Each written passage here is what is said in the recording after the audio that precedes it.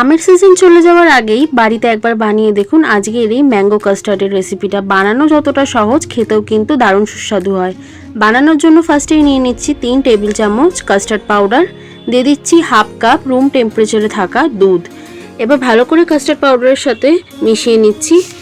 কড়াইতে নিয়ে নিচ্ছি হাফ লিটার দুধ। দুধটাকে খুব গাঢ় করে জাল দিয়ে এখানে 5 চামচ চিনি আর একখানা এলাচকে পাউডার করে নিয়ে এর মধ্যে দিয়ে দিলাম। এবার আমি দুধের মধ্যে দিয়ে দিচ্ছি হাফ টিস্পুন ঘি, তার সাথে দিয়ে দিচ্ছি কাস্টার্ড পাউডারের মিক্সচারটা, দিয়ে খুব ভালো করে মিশিয়ে নেব যতক্ষণ না ঠিক এতটা গাঢ় হয়ে যাচ্ছে।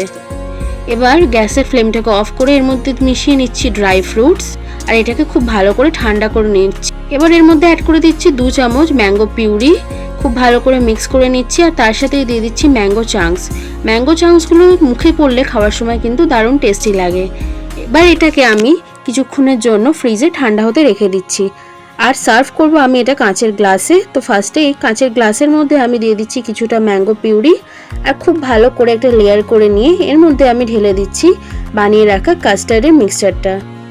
এবার এর উপর দিয়ে আমি ডেকোরেট করে দিচ্ছি কিছুটা ম্যাঙ্গো চাংস আর ড্রাই ফ্রুটস দিয়ে। তো রেডি হয়ে গেছে আমাদের ম্যাঙ্গো কাস্টার্ড।